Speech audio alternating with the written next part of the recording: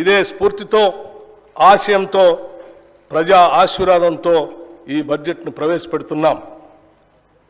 2023-24 ఆర్థిక సంవత్సరంలో తెలంగాణ రాష్ట్ర స్థూల ఉత్పత్తి ప్రస్తుత ధరలో 2022-23తో పోల్చినప్పుడు 13,02,371 కోట్ల రూపాయల నుండి 14,49,708 కోట్ల రూపాయలకి పెరిగింది.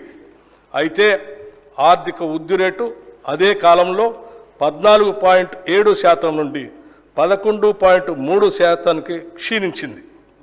దేశీయ స్థాయిలో వృద్ధి రేటు మాత్రం 16.1% నుండి 8.9%కి పడిపోయి మరింత ఎక్కువగా క్షీణించింది.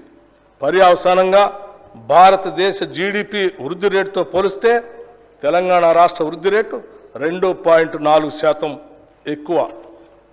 తెలంగాణ ఆర్థిక వృద్ధి రేటు స్థిరమైన ధరల్లో గత సంవత్సరం 7.5% నుండి 1% తగ్గి ఈ సంవత్సరానికి 6.5%కి పడిపోయింది. దేశ స్థాయిలో ఈ వృద్ధి +0.1%గా ఉంది. తెలంగాణ ఆర్థిక వృద్ధి రేటు తీవ్ర క్షీణతను చవిచూసిందనేది స్పష్టమవుతా ఉంది. తెలంగాణ మరియు భారతదేశం యొక్క ప్రస్తుత మరియు స్థిరమైన ధరల వద్ద భిన్నమైన వృద్ధి రేట్లు తెలంగాణలో ఉన్న అధిక ద్రవ్యోల్బణం రేటును సూచిస్తున్నాయి. 2023 డిసెంబర్లో తెలంగాణలో 6.65%గా ఉన్న వినియోగదారుల ధరల సూచిక 5.69%గా ఉన్న దేశ సగటుతో పోలిస్తే చాలా అధికంగా ఉంది. అధిక ద్రవ్యోల్బణం ఉన్న రాష్ట్రాలలో తెలంగాణ 5వ స్థానంలో ఉంది. 2023-24 ఆర్థిక సంవత్సరంలో తెలంగాణ ఆర్థిక వ్యవస్థ వివిధ రంగాల్లో పనితీరు ఒకేలా లేదు. దీనికి అనేక కారణాలు ఉన్నాయి. ప్రాథమిక రంగాల్లో ఒకటైన వ్యవసాయం చాలా క్షీణించింది. వ్యవసాయ రంగంలో పంటల ద్వారా వచ్చే స్థూల విలువ 49,059 కోట్ల రూపాయల నుండి 45,723 కోట్ల రూపాయలకు తగ్గి -6.8% వృద్ధి రేటుగా నమోదు అయింది. ఈ గణనీయమైన తగ్గుదలకి ప్రధాన కారణం ప్రతికూల వాతావరణ పరిస్థితులు, నైరుతి రుతుపవనాలు 17 రోజులు ఆలస్యమయ్యాయి మరియు సీజన్లో వర్షపాతంలో తీవ్ర హెచ్చుతగ్గులు వచ్చాయి. ముఖ్యంగా ఆగస్టు మరియు అక్టోబర్లో పంటలు కీలక దశలో ఉన్నప్పుడు వర్షపాతం గణనీయంగా తగ్గింది. దీనికి తోడు దీర్ఘకాలం పాటు పొడిగాలులు, భూగర్భ జలాల క్షీణత మరియు కృష్ణా బేసిన్లో తగినంత నీటి లభ్యత లేకపోవడంతో వరి, పత్తి, మొక్కజొన్న, కంది, శనగ వంటి కీలక పంటల విస్తీర్ణం భారీగా తగ్గింది. అదే సమయంలో తెలంగాణ ఆర్థిక వ్యవస్థలో ఇతర రంగాలకు కూడా వృద్ధి రేట్లో తరుగుదల నమోదు చేశాయి. విద్యుత్, గ్యాస్, నీటి సరఫరా, వాణిజ్యం మరియు మరమ్మత్తు సేవలు, హోటళ్ళు మరియు రెస్టారెంట్లు, రైల్వేలు మరియు వాయు రవాణా వంటి రంగాలలో గణనీయమైన తగ్గుదల కనిపించింది. అయితే తయారీ రంగంలో మాత్రం పెరుగుదల కనిపించింది. గత సంవత్సరంలో నమోదైన 1.3% వృద్ధితో పోలిస్తే ఈ సంవత్సరం 5.9%గా వృద్ధి చెందింది. రియల్ ఎస్టేట్, నిర్మాణం మరియు మైనింగ్, క్వారీ వంటి ఇతర రంగాలు కూడా మునుపటి సంవత్సరంతో పోలిస్తే 2023-24లో అధిక వృద్ధి రేటును నమోదు చేశాయి. తెలంగాణ తలసరి ఆదాయం ప్రస్తుత ధరల ప్రకారం 2023-24లో 3,43,297 రూపాయలుగా ఉంటుందని అంచనా. గత తలసరి ఆదాయం 3,09,912 రూపాయలు. దీనితో పోలిస్తే ఈ సంవత్సరం పెరుగుదల కనిపిస్తున్నప్పటికీ వృద్ధి రేటు మాత్రం క్షీణించింది. కాంగ్రెస్ పార్టీ ఎన్నికల మేనిఫెస్టోలో ప్రకటించిన విధంగా అధికారంలోకి వచ్చిన వెంటనే ప్రగతి భవన్ను మహాత్మా జ్యోతిబా పూలే భవన్గా మార్చి ప్రజా పరిపాలనకి శుభారంభం చేశాం. ప్రతి వారం 2 రోజుల్లో ప్రజావాణి నిర్వహిస్తూ ప్రజల కష్టాలను ప్రత్యక్షంగా తెలుసుకుంటున్నాం. ఈ 2 నెలల్లో 43,054 దరఖాస్తులు వస్తే వాటిలో 951 ఇళ్ల కొరకు 8,927 భూ సమస్యల గురించి 3,267 పెన్షన్ల గురించి మరియు 3,134 ఉద్యోగ కల్పన గురించి వచ్చాయి. ప్రజావాణిలో వికలాంగులు, వృద్ధులు, మహిళలు మరియు పిల్లల కొరకు ప్రత్యేక కౌంటర్లను ఏర్పాటు చేసి అదనపు సౌకర్యాలు కూడా కల్పించాం. వైద్య సేవల నిమిత్తం వచ్చే రోగుల సహాయార్థం ఆరోగ్యశ్రీ కౌంటర్లను ఏర్పాటు చేశాం. ఒక పోర్టల్ ద్వారా ప్రజావాణి దరఖాస్తులన్నింటినీ నమోదు చేసి అవి పరిష్కారం అయ్యేదాకా వాటిని పర్యవేక్షించడానికి కలెక్టర్లకి, శాఖాధిపతులకి ఆదేశాలు ఇచ్చాం. ప్రజావాణి సక్రమంగా నిర్వహించేలాగా ఒక సీనియర్ ఐఏఎస్ని ప్రత్యేక అధికారిగా నియమించాం. సంపూర్ణ ప్రజా సంక్షేమమే కాంగ్రెస్ ప్రభుత్వ ప్రణాళిక. అందుకే 6 హామీలను ప్రజల ముందు ఉంచి వారి ఆమోదంతో ఈ శాసనసభ వేదిక ద్వారా వాటిని అమలు చేసేందుకు మా ప్రణాళికను మీ ముందు ఉంచుతున్నాం. హామీ ఇచ్చిన 6 గ్యారంటీల్లో 2 గ్యారంటీలను మేము బాధ్యతలు స్వీకరించిన 48 గంటల్లోనే ప్రారంభించి కాంగ్రెస్ ప్రభుత్వ చిత్తశుద్ధిని నిరూపించుకున్నాం. 6 హామీల అమలుకై అర్హులైన లబ్ధిదారుల నుండి దరఖాస్తులు స్వీకరించడం కోసం ప్రత్యేకంగా డిసెంబర్ 28 నుండి జనవరి 6 వరకు గ్రామాల్లో మరియు వార్డుల్లో సభలు ఏర్పాటు చేయడం జరిగింది. ఈ సభల్లో ప్రజలు 1.29 కోట్ల దరఖాస్తులు ఇవ్వటం జరిగింది. దీనిని బట్టి ప్రజల్లో ఈ హామీలపై ఉన్న విశ్వాసం అర్థమవుతా ఉంది. అందుకే ఒక ప్రత్యేక సాఫ్ట్వేర్ ద్వారా ఈ దరఖాస్తులను క్రోడీకరించే పని కూడా త్వరితగతిన పూర్తి చేయటం జరిగింది. దీనివల్ల మున్ముందు ఈ హామీల అమలులో లబ్ధిదారుల ఎంపిక మరియు వాటికి అవసరమైన నిధులు సమకూర్చుకోవటానికి మార్గం సులభతరం అవుతుంది.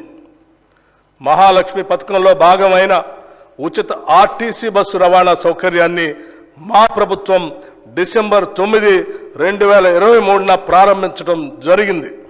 రాష్ట్ర మహిళలు ఈ పథకం పట్ల అత్యంత సంతృప్తి మరియు సంతోషం వ్యక్తం చేస్తున్నారు. ఈ పథకం సజావుగా సాగటానికి సకాలంలో ఆర్టీసీకి అవసరమైన నిధులు అందజేస్తున్నాం. ఇప్పటికే నెలకి 300 కోట్ల రూపాయల చొప్పున అదనపు నిధులు మంజూరు చేయటం జరిగింది. మరొక ముఖ్యమైన ప్రజా సంక్షేమ పథకం రాజీవ్ ఆరోగ్యశ్రీ. ఈ పథకం కింద మా హామీ ప్రకారం డిసెంబర్ 9, 2023 నుండి వైద్య ఖర్చుల పరిమితిని 5 లక్షల రూపాయల నుండి 10 లక్షల రూపాయల వరకు పెంచడం జరిగింది. గతంలో ఆరోగ్యశ్రీ కింద చెల్లించవలసిన బకాయిలు చెల్లించనందున ఆసుపత్రుల్లో ఆరోగ్యశ్రీ సేవలు నిలిచిపోయి సామాన్య ప్రజలు తీవ్ర ఇబ్బందులు ఎదుర్కొన్నందున మా ప్రభుత్వం దీన్ని ప్రాధాన్యతగా తీసుకుని గత బకాయిలను కూడా వెంటనే విడుదల చేయటం జరిగింది. భవిష్యత్తులో కూడా ఆరోగ్యశ్రీ కింద వైద్య సేవలకు ఎటువంటి అడ్డంకి లేకుండా అవసరమైన నిధులు చెల్లించడం జరుగుతుంది. మా ప్రభుత్వ హామీల్లో మరో ముఖ్యమైన 2 హామీలు గృహజ్యోతి మరియు 500 రూపాయలకే వంట గ్యాస్ సిలిండర్ సరఫరా. గృహజ్యోతి పథకం ద్వారా అర్హులైన వినియోగదారులందరికీ నెలకి 200 యూనిట్లు ఉచిత విద్యుత్తును అందించడానికి మరియు అర్హులైన వినియోగదారులకి 500 రూపాయలకే వంట గ్యాస్ సిలిండర్లు సరఫరా చేసే పథకాలకి మరో ముందడుగు వేశాం. ఫిబ్రవరి 4, 2024న రాష్ట్ర మంత్రివర్గ సమావేశం ఈ పథకాల అమలుకి ఆమోదం తెలిపింది. త్వరలోనే తగిన విధి విధానాలు రూపకల్పన చేసి వాటి ఫలాలను ప్రజలకు అందించడం జరుగుతుంది. మహాలక్ష్మి, రైతు భరోసా, ఇందిరమ్మ ఇళ్ళు, చేయూత, యువ వికాసం హామీల అమలుకు మా ప్రభుత్వం చిత్తశుద్ధితో ఉంది. వాటిని వీలైనంత త్వరలో అమలు చేసే సంకల్పంతో ఉన్నాం. ఈ బడ్జెట్లో ఈ పథకాల అమలుకి 53,196 కోట్ల రూపాయలు ప్రతిపాదించడం జరిగింది. ఈ కేటాయింపు ఒక ప్రాథమిక అంచనా ప్రకారం మాత్రమే చేయటం జరిగింది. హామీలకు సంబంధించిన విధి విధానాలను రూపొందించే పని ఇంకా కొనసాగుతున్నందున అది పూర్తయిన వెంటనే అమలుకు అవసరమైన పూర్తి నిధులు కేటాయిస్తాం. ఎన్నికల ప్రణాళికలో చెప్పిన ప్రతి హామీని నెరవేర్చేందుకు కృతనిశ్చయంతో ఉన్నాం. రైతుల కోసం ప్రకటించిన వరంగల్ డిక్లరేషన్, హైదరాబాద్లో ప్రకటించిన యువ డిక్లరేషన్, చేవెళ్లలో ప్రకటించిన ఎస్సీ ఎస్టీ డిక్లరేషన్, కామారెడ్డిలో ప్రకటించిన బీసీ మైనారిటీ డిక్లరేషన్ అన్నింటినీ ఖచ్చితంగా అమలు చేస్తాం. రాష్ట్రం పారిశ్రామికంగా అభివృద్ధి చెందటం వలన ఎన్నో సమస్యల పరిష్కారం అవుతాయి. లక్షలాది మందికి ఉపాధి అవకాశాలు దొరుకుతాయి, ఉత్పాదకత పెరుగుతుంది. అందుకే తెలంగాణ రాష్ట్రం సత్వర పారిశ్రామిక ప్రగతి సాధించేందుకు అన్ని చర్యలు ప్రారంభించాం. ఈ దిశగానే గౌరవ ముఖ్యమంత్రి శ్రీ రేవంత్ రెడ్డి గారు మరియు మన ఐటీ పరిశ్రమల శాఖ మార్చులు శ్రీ దుద్దిళ్ల శ్రీధర్ బాబు గారు ఇటీవల స్విట్జర్లాండ్లోని దావోస్లో జరిగిన వరల్డ్ ఎకనామిక్ ఫోరం వార్షిక సమావేశంలో పాల్గొన్నారు. మన రాష్ట్రానికి భారీగా పెట్టుబడులు తెచ్చే లక్ష్యంతో పలు పారిశ్రామికవేత్తలతో వరుస సమావేశాలు నిర్వహించారు. తత్ఫలితంగా మన రాష్ట్రానికి దాదాపు 40,000 కోట్ల రూపాయలకు పైబడి పెట్టుబడులు రానున్నాయని ఈ సందర్భంగా చెప్పటానికి సంతోషిస్తున్నాం. తెలంగాణ ప్రభుత్వం అనుసరించబోయే విధానాలను ప్రఖ్యాత పారిశ్రామికవేత్తలు ప్రశంసించిన విషయాన్ని కూడా ఈ సందర్భంగా మీకు తెలియజేస్తున్నాం. తెలంగాణలో పెట్టుబడులు పెట్టేందుకు అత్యంత సానుకూలత వ్యక్తం కావటం మా పాలనపై ఉన్న నమ్మకానికి నిదర్శనం. ఈ పెట్టుబడుల ద్వారా మన రాష్ట్ర స్థూల ఉత్పత్తి పెరిగి ప్రజలకు సంపద పెరుగుతుంది అనటంలో ఎటువంటి సందేహం లేదు. ప్రజలకు ఉపాధి అవకాశాలు కల్పించడంలో చిన్న మరియు సూక్ష్మ పరిశ్రమలు చాలా పెద్ద పాత్ర పోషిస్తాయి. దాన్ని దృష్టిలో పెట్టుకుని చిన్న మరియు సూక్ష్మ సంస్థలు స్థాపించడానికి వీలుగా క్లస్టర్లని అభివృద్ధి చేస్తాం.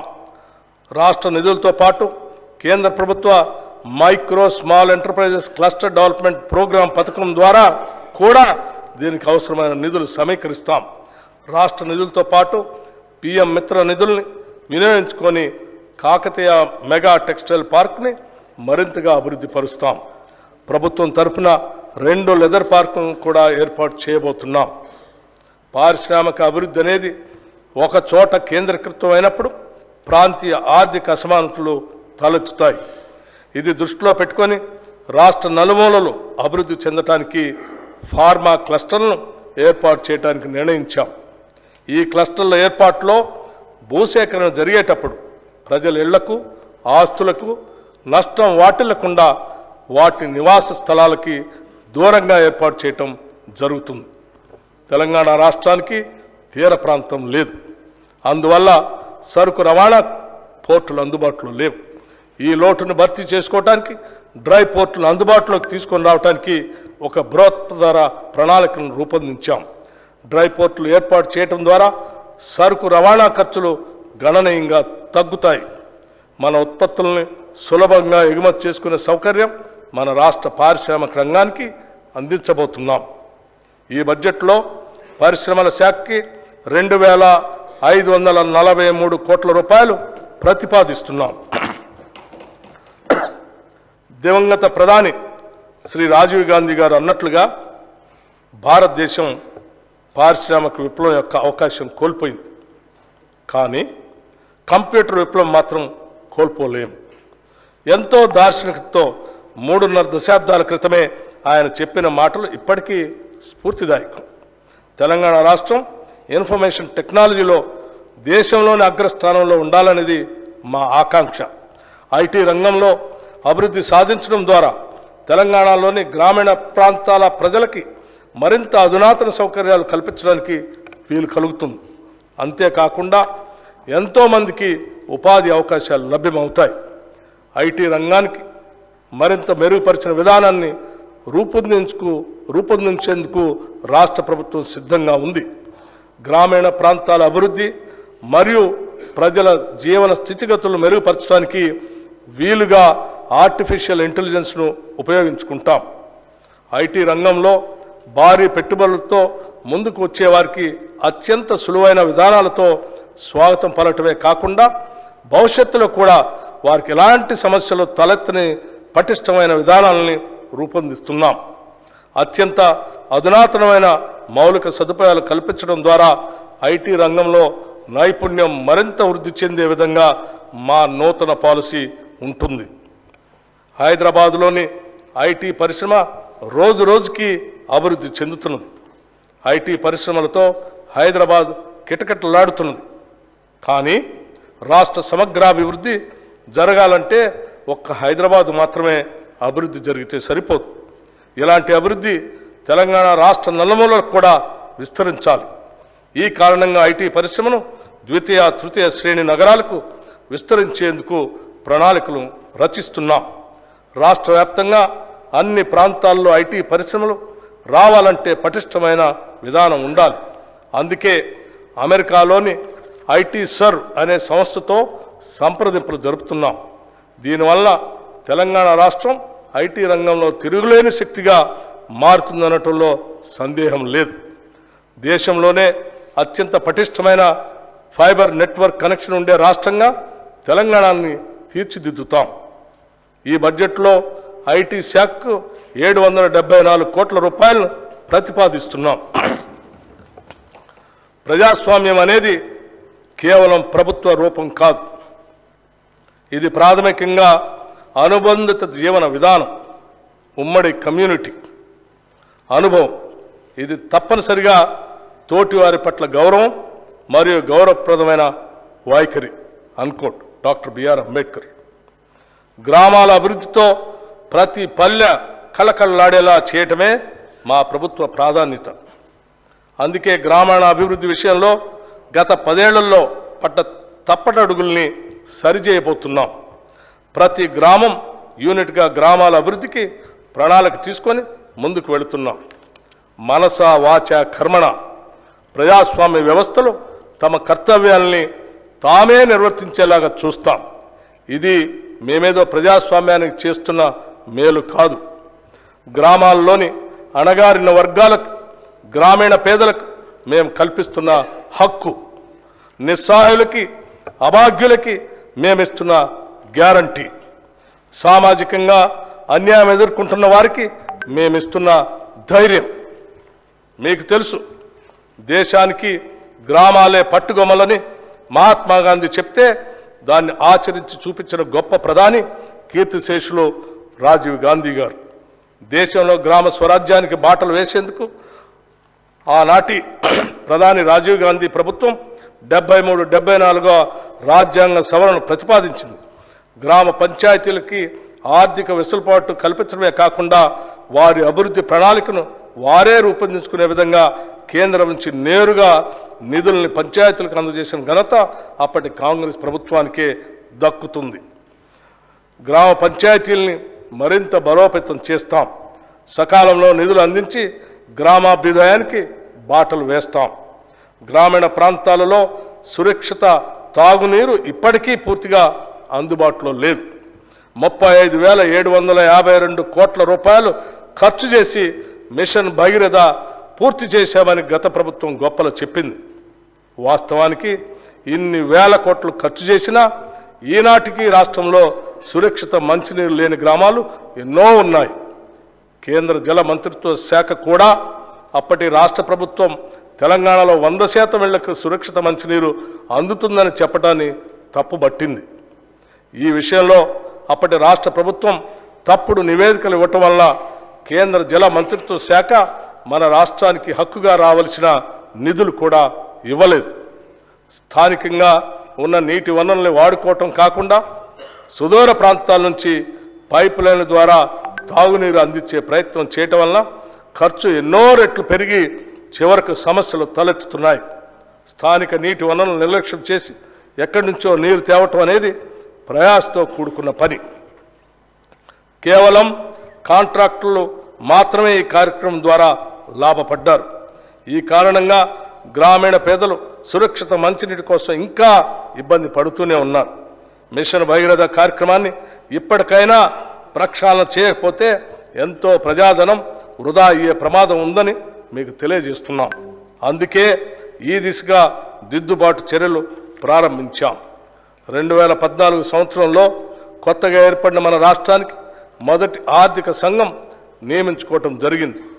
రాష్ట్ర ఆర్థిక సంఘం తన నివేదికలో రాష్ట్ర నికర స్వంత పన్నుల ఆదాయంలో 11% నిధులు గ్రామీణ మరియు పట్టణ స్థానిక సంస్థలు కేటాయించమని సిఫార్సు చేసింది. ఈ 11%లోని 61% నిధులు గ్రామీణ స్వయం ప్రతిపత్తి సంస్థలు కేటాయించాలని కూడా సిఫార్సు చేసింది. ఈ సిఫార్సుల్ని గత రాష్ట్ర ప్రభుత్వం పట్టించుకోలేదు. నిబంధనల ప్రకారం రాష్ట్ర ఆర్థిక సంఘం యొక్క నివేదికపై తీసుకున్న చర్యలను అసెంబ్లీలో ఉంచాలి. అయినా కూడా దాన్ని పూర్తిగా నిర్లక్ష్యం చేశారు. మా ప్రభుత్వం ఆ సిఫార్సులను వెంటనే ఆమోదించింది. ఆ ప్రకారమే నిధులు విడుదల చేస్తుంది. 1 దశాబ్దం వరకు కూడా శాసనసభలో రాష్ట్ర ఆర్థిక సంఘ నివేదికను ప్రవేశపెట్టలేదు. దానిని మా ప్రభుత్వం ఆమోదించి ఈ సభ ముందు ఉంచుతున్నాము. ఈ బడ్జెట్లో పంచాయతీరాజ్ గ్రామీణ అభివృద్ధి శాఖకు 40,080 కోట్ల రూపాయలు ప్రతిపాదిస్తున్నాం. తెలంగాణ రాష్ట్రానికి హైదరాబాద్ పాలనా కేంద్రం మాత్రమే కాదు, రాష్ట్ర అభ్యున్నతికి అవసరమైన ఆర్థిక వనరులను అందించే గుండెకాయ లాంటిది. హైదరాబాద్కు ఈ ఆర్థిక శక్తినిచ్చింది గత కాంగ్రెస్ ప్రభుత్వాలే. రక్షణ రంగ సంస్థలు, ఫార్మా పరిశ్రమలు, ఐటీ పరిశ్రమలు వంటి మౌలిక పరిశ్రమల స్థాపన మొదలుకొని మెట్రో రైలు వరకు, శంషాబాద్ విమానాశ్రయం మొదలుకొని ఓఆర్ఆర్ వరకు, తాగునీటి అవసరాల కోసం మంజీరా, కృష్ణా మరియు గోదావరి జలాల సరఫరా, నగరానికి 24 గంటల విద్యుత్ సరఫరా చేసే వ్యవస్థతో పాటు హైదరాబాదులో అంతర్జాతీయ స్థాయి మౌలిక సదుపాయాల కల్పన కూడా జరిగింది కాంగ్రెస్ ప్రభుత్వాల హయాంలోనే. హైదరాబాద్ అభివృద్ధి ద్వారా సృష్టించబడిన సంపద కొందరు అధికారులకో లేదా నాయకుల స్వార్థం కోసం కాదు, అది యావత్తు ప్రజలందరికీ చెందాలనేదే మా లక్ష్యం, మా మార్గం. అందుకే పాలనా పరంగా అన్ని సంస్థలని, వ్యవస్థల్ని ప్రక్షాళన చేస్తున్నాం. మూసీ ప్రక్షాళనతో పాటు మూసీ పరివాహక ప్రాంతాన్ని ఉపాధి కల్పనా జోన్గా మార్చే కార్యాచరణ మొదలుపెట్టాం. మూసీ అంటే ముక్కు మూసుకొని పోవాల్సిన పరిస్థితి నుండి దానిని పునరుజ్జీవింప చేయడానికి వడివడిగా అడుగులు వేస్తున్నాం. మూసీ రివర్ ఫ్రంట్ని అభివృద్ధి పరిచేందుకు నూతన విధానాలను ఆకలింపు చేసుకుంటున్నాం. గౌరవ ముఖ్యమంత్రి శ్రీ రేవంత్ రెడ్డి గారు మరియు అధికారులు ఇటీవల లండన్ పర్యటన సందర్భంగా థేమ్స్ నదీ నిర్వహణ తీరుని పరిశీలించారు. మాత్రం కాలుష్యం లేకుండా థేమ్స్ నది లండన్ నగరం మధ్య నుంచి ప్రవహిస్తున్న తరహాలోనే మూసీ రివర్ ఫ్రంట్ని అభివృద్ధి పరచాలని ఆకాంక్షిస్తున్నాం. ఈ మేరకు ఇటీవల హైదరాబాద్ వచ్చిన British high commissioner Alex Ellis మరియు నీతి ఆయోగ్ వైస్ చైర్మన్ శ్రీ సుమన్ బెర్రీలతో కూడా ప్రభుత్వం చర్చలు జరిపింది. Musi river front development project ద్వారా ఈ కార్యక్రమం చేపడతాం. దీనిలో భాగంగా పాదచారుల జోన్లు, పీపుల్స్ ప్లాజాలు, పాత నగరంలోని హెరిటేజ్ జోన్లు, హాకర్ జోన్లు, చిల్డ్రన్స్ థీమ్ పార్కులు, ఎంటర్టైన్మెంట్ జోన్లు అభివృద్ధి చేస్తాం. మూసీ నదీ తీరాన్ని ఒక పర్యావరణ హిత పద్ధతిలో సమగ్ర ప్రణాళికతో అద్భుతంగా తీర్చిదిద్దుతాం. మన సాంస్కృతిక కట్టడాల పరిరక్షణ కూడా ఈ పథకంలో భాగంగా అమలు చేస్తాం. దీనికి కావలసిన నిధుల్లో ఎక్కువ శాతం నది చుట్టూ ఉన్న భూముల్ని వాణిజ్య అవసరాలకు అనుగుణంగా మార్చి సమకూరుస్తాం. భవిష్యత్తులో ఈ project Charminar, hitech city, Salarjung museum మరియు ఇతర పర్యాటక స్థలాలతో సమానంగా పోటీ పడుతుందనటంలో ఎటువంటి సందేహం లేదు. హైదరాబాద్ మెడలో అందమైన హారంలాగా మూసీ నదిని తీర్చిదిద్దుతాం. దీనికోసం 1000 కోట్ల రూపాయలు ఈ బడ్జెట్లో ప్రతిపాదిస్తున్నాం. తెలంగాణలో అభివృద్ధి వికేంద్రీకరణకి ప్రభుత్వం కట్టుబడి ఉంది. హైదరాబాద్ కేంద్రంగా రాష్ట్రాన్ని 3 జోన్లుగా ప్రభుత్వం భావిస్తుంది. ఔటర్ రింగ్ రోడ్ లోపల ఉన్న హైదరాబాద్ నగరం పట్టణ ప్రాంతంగా, ఔటర్ రింగ్ రోడ్డు, ప్రతిపాదిత రీజనల్ రింగ్ రోడ్డు మధ్య ఉన్న ప్రాంతం పెరి అర్బన్ జోన్గా, ప్రతిపాదిత రీజనల్ రింగ్ రోడ్ ఆవల ఉన్న భాగాన్ని గ్రామీణ జోన్గా నిర్ధారించి దానికి తగ్గట్లుగా అభివృద్ధి ప్రణాళికలు సిద్ధం చేయాలని ప్రభుత్వం ఆలోచిస్తుంది. రాష్ట్రంలోని అన్ని పుర ప్రాంతాలని సమగ్రంగా అభివృద్ధి చేసేందుకు పూర్తి స్థాయి ప్రణాళికలు కూడా సిద్ధం చేస్తున్నామని తెలియజేస్తున్నాం. రాష్ట్ర ఆర్థిక సిఫార్సుల మేరకు పట్టణ ప్రాంత అభివృద్ధికి నిధులు విడుదల చేస్తాం. ఈ బడ్జెట్లో పురపాలక శాఖకి 11,692 కోట్ల రూపాయలు ప్రతిపాదిస్తున్నాం. రైతు బాగుంటేనే ఊరు బాగుంటుంది.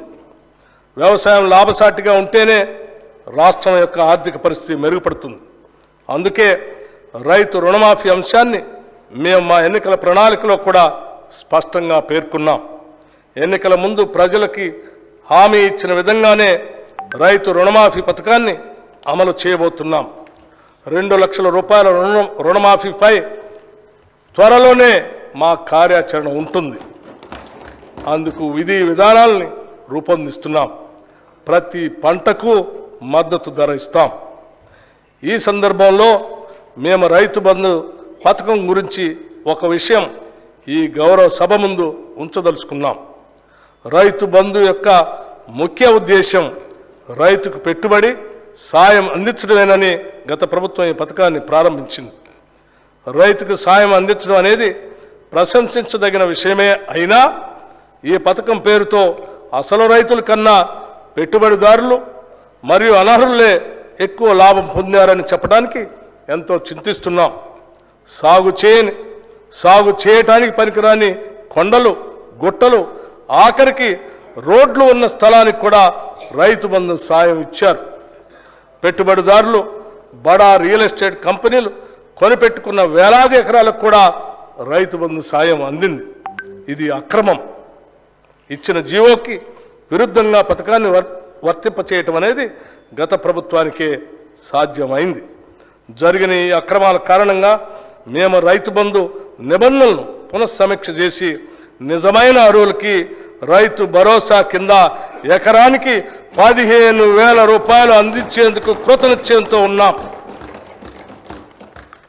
గతంలో భిన్నంగా మేము కౌలు రైతులకు కూడా రైతు భరోసా సాయాన్ని ఇవ్వటానికి మార్గదర్శకాలు సిద్ధం చేస్తున్నాం.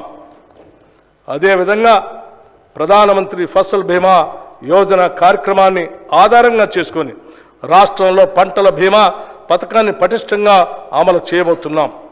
పశ్చిమ బెంగాల్లో అమలు జరుగుతున్న తీరును పరిశీలించిన అనంతరం దానికి సంబంధించి తుది నిర్ణయాన్ని తీసుకుంటామని ఈ సందర్భంగా మనవి చేస్తున్నాం. రైతు బీమా పథకాన్ని కౌలు రైతులకు కూడా అమలు చేసేందుకు చర్యలు తీసుకుంటున్నాం. అందుకు అవసరమైన మార్గదర్శకాలని రూపొందిస్తున్నాం.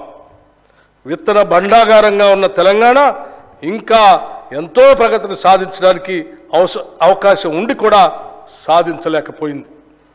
విత్తనం నాణ్యమైనది అయితేనే రైతుకు మేలు కలుగుతుంది. విత్తనం నాసి రకంది అయితే రైతు శ్రమంతా బూడిదలో పోసిన పన్నీరు అవుతుంది. పంట చేతికి రాకపోవటమే కాకుండా అప్పటి వరకు పెట్టిన పెట్టుబడి అంతా వృధా అయిపోతుంది.